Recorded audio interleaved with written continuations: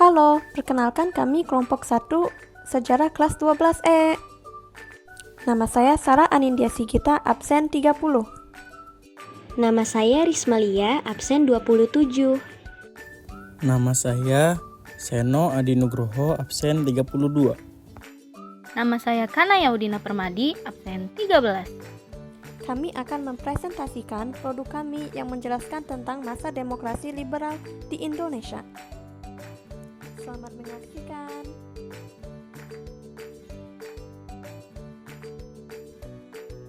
Suatu hari, seorang siswi menghampiri kakeknya untuk menanyakan sesuatu.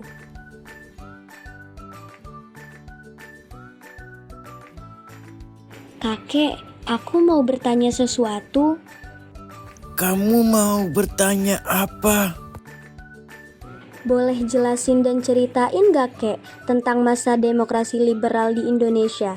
Ini untuk tugas sejarah aku, kan kakek dulu ayahnya kerja di pemerintahan. Oh, iya, boleh. Untungnya kakek masih ingat banyak. Sini, duduk kakek ceritain ya.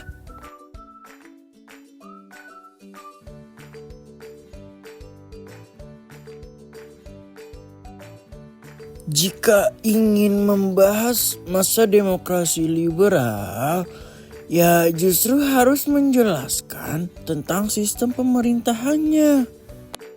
Dan kakek pun mulai menjelaskan.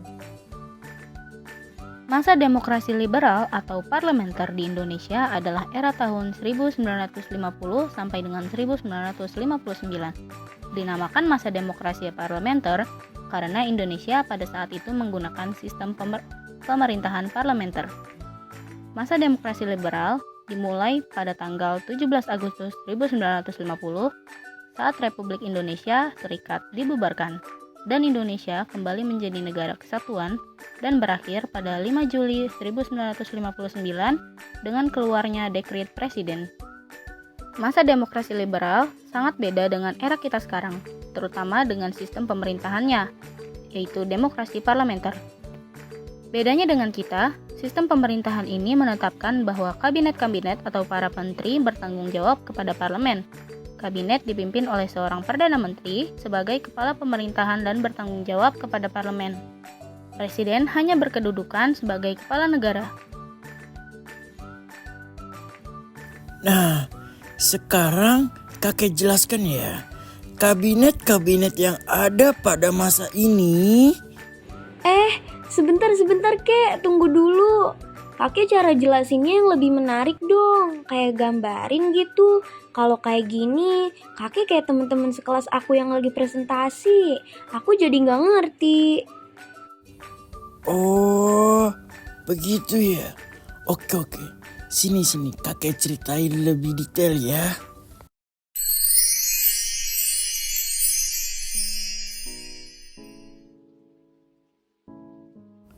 Hari ini nak, ayah nonton pelantikan Perdana Menteri baru kita. Saya, Muhammad Natsir dari Partai Masyumi, secara lapang dada menerima kedudukan saya sebagai Perdana Menteri. Program kerja Bapak apa saja? Saya ingin mempersiapkan dan menyelenggarakan pemilihan umum untuk memilih Dewan Konstituante, menyempurnakan susunan pemerintahan, menggiatkan usaha mencapai keamanan dan ketentraman, meningkatkan kesejahteraan rakyat, menyempurnakan organisasi angkatan perang, dan apa, Pak? paling pentingnya, saya ingin menyelesaikan persoalan Irian Barat. Bapak percaya diri bahwa Irian Barat akan kembali ke pangkuan Ibu Pertiwi. Insya Allah. Bapak percaya gak kalau Irian Barat memang akan kembali? Ya, semoga iya ya.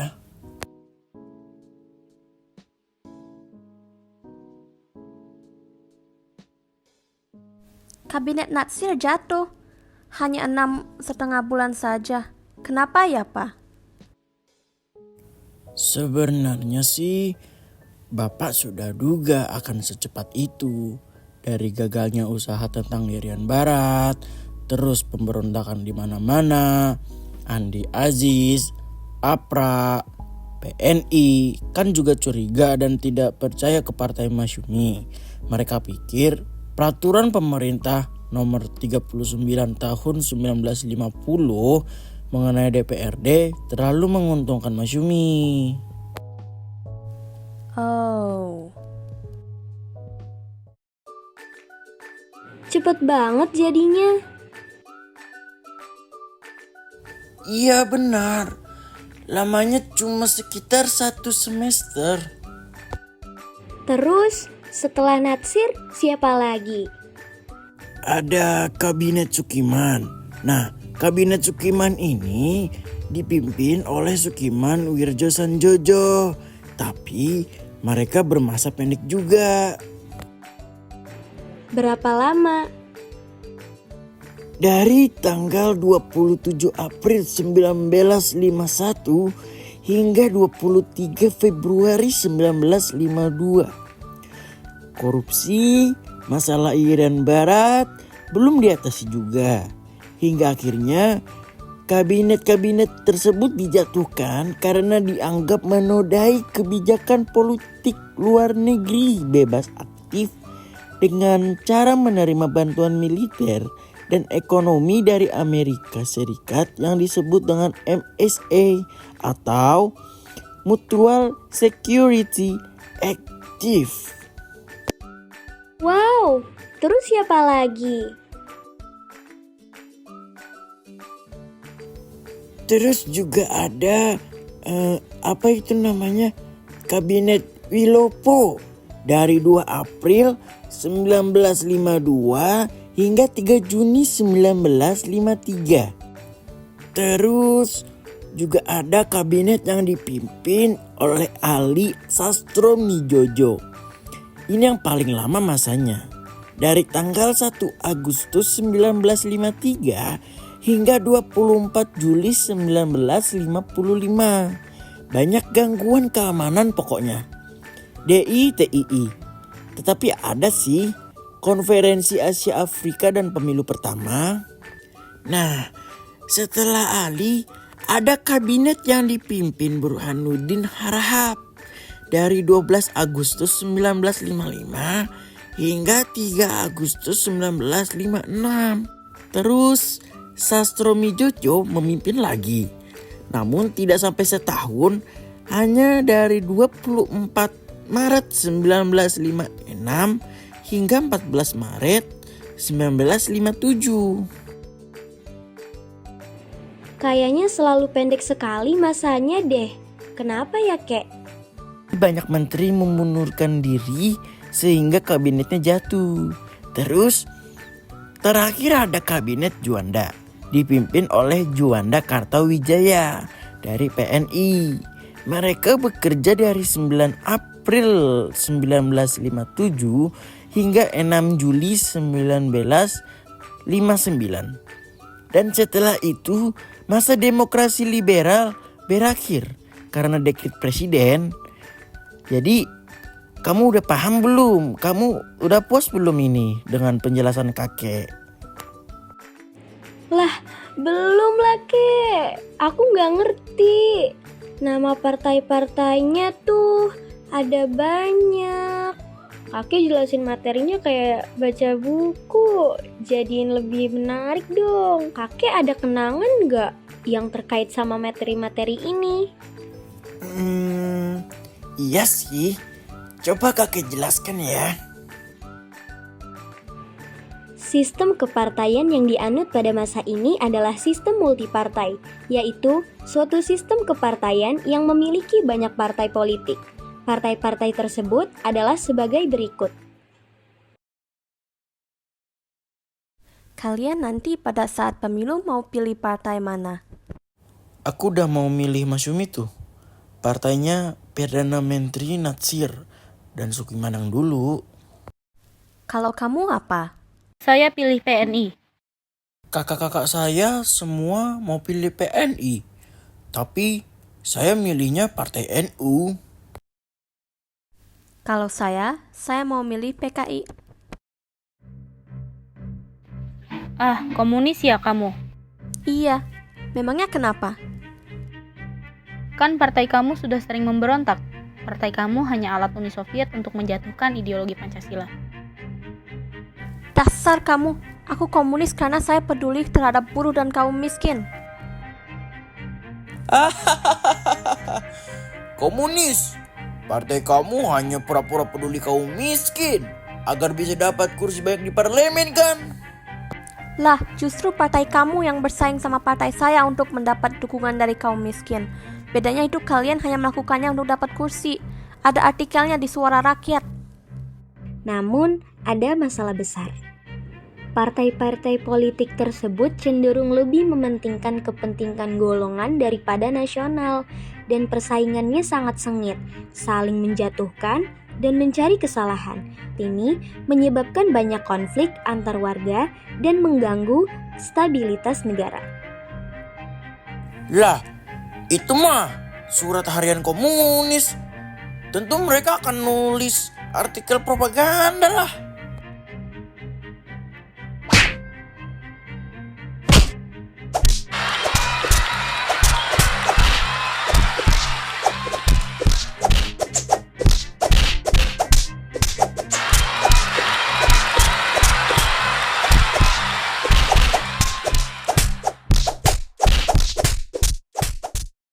Perilaku dan kejadian yang mirip seperti yang sebelumnya menjadi lebih sering terjadi karena pemilihan umum tahun 1955 yang menjadi semakin dekat.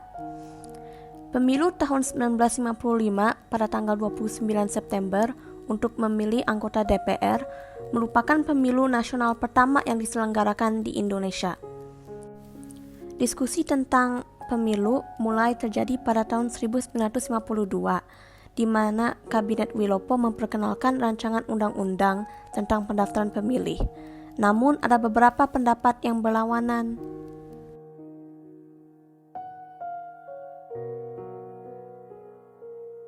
Saya tidak terlalu setuju dengan rancangan undang-undang ini loh, Bung. Lah, kenapa? Ya, saya khawatir karena sistem pemilu sesuai dengan konstitusi sementara 1950, sehingga akan berarti lebih sedikit perwakilan untuk daerah di luar Jawa. Semoga perwakilan rata. Juga tentang konflik politik yang ada kemungkinan besar terjadi. Kau tahu kan persaingan antar partai yang sengit? Iya tahu, saya juga khawatir sih. Tetapi juga ada yang mendukung. Saya sih mendukung ya. Badan legislatif sekarang didasarkan kompromi kita dengan Belanda. Seharusnya kita sudah ganti jika kita merdeka. Benar juga. Menurut saya, pemilu memberikan stabilitas politik juga dengan memberikan rakyat kesempatan untuk memilih. Jumlah orang yang mendukung ide ini bertambah dan pada akhirnya RUU tersebut disahkan pada tanggal 1 April 1953 dan menjadi undang-undang pada tanggal keempat. Lihat tuh undang-undang barunya tentang pendaftaran pemilih.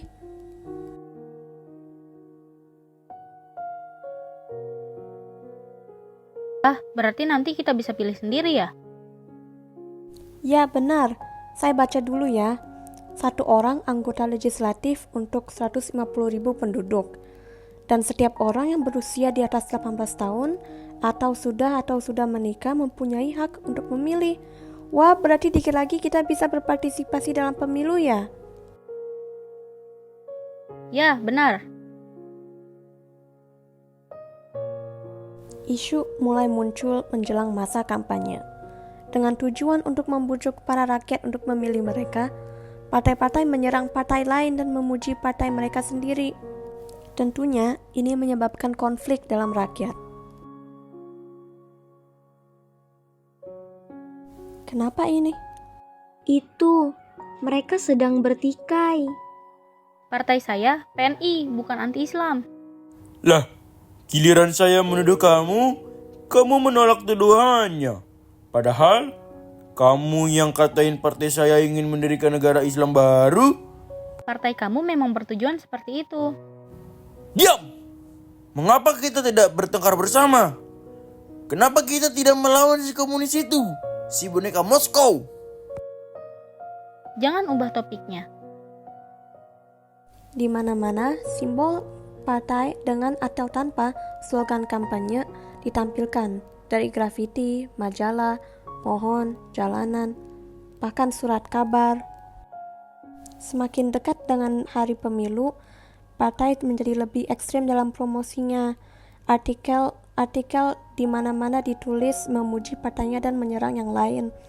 Menjelang hari pemungutan suara, rumor menyebar, termasuk ketakutan akan keracunan yang meluas di Jawa. Ada juga penimbunan barang. Hei, kenapa ibu membawa banyak sekali susu? Saya takut, soalnya saya dengar ada yang akan meracunkan saluran air. Di mana ibu mendengarkan hal tersebut? Jangan-jangan rumor, Bu. Seingat saya dapat dari teman saya, mungkin rumor, tapi saya lebih peduli terhadap keamanan keluarga saya. Akhirnya hari pemungutan suara telah tiba. Banyak pemilih yang menunggu untuk memberikan suara pada pukul 7 pagi. Sebanyak 87,65% pemilih memberikan suara sah. Dalam hasilnya, pemilu ini merupakan keberhasilan besar bagi NU yang memperoleh peningkatan jumlah kursi di DPR dari 8 menjadi 45 kursi. Yang mengejutkan adalah kurangnya jumlah kursi Partai Sosialis, Masyumi, dan Murba. Wah, ternyata benar ya, Kek. Kakek ingatannya masih banyak. Iyalah. Nah, sudah kan, Nak? Belum, Kek. Aku boleh minta tolong gak, Kek? Tolong dong, Kek, jelasin tentang perkembangan ekonomi pada saat itu. Yaudah deh. Oke. Pada masa demokrasi parlementer, Indonesia mengalami banyak permasalahan ekonomi serta pertumbuhan ekonomi. Indonesia menghadapi masalah tingginya jumlah uang yang beredar, meningkat biaya hidup, dan tingkat kesejahteraan yang lemah. Gunting Syarifuddin adalah upaya untuk mengatasi masalah tersebut yang diusulkan oleh Menteri Keuangan Syarifuddin Prawiranegara. Kebijakan ini mengurangi jumlah peredaran uang. Upaya kedua pemerintah dalam mengatasi masalah tersebut adalah sistem ekonomi gerakan benteng yang bertujuan untuk mengubah struktur ekonomi kolonial menjadi ekonomi nasional sehingga tidak didominasi oleh perusahaan asing. Gerakan benteng dimulai pada tahun 1950 dan berjalan selama 3 tahun. Kurang lebih 7.000 perusahaan Indonesia menerima bantuan kredit dari program ini. Ada rencana pembangunan 5 tahun atau RPLT yang terjadi pada masa Kabinet Ali Sastroamidjojo II pada tahun 1956 sampai 1961.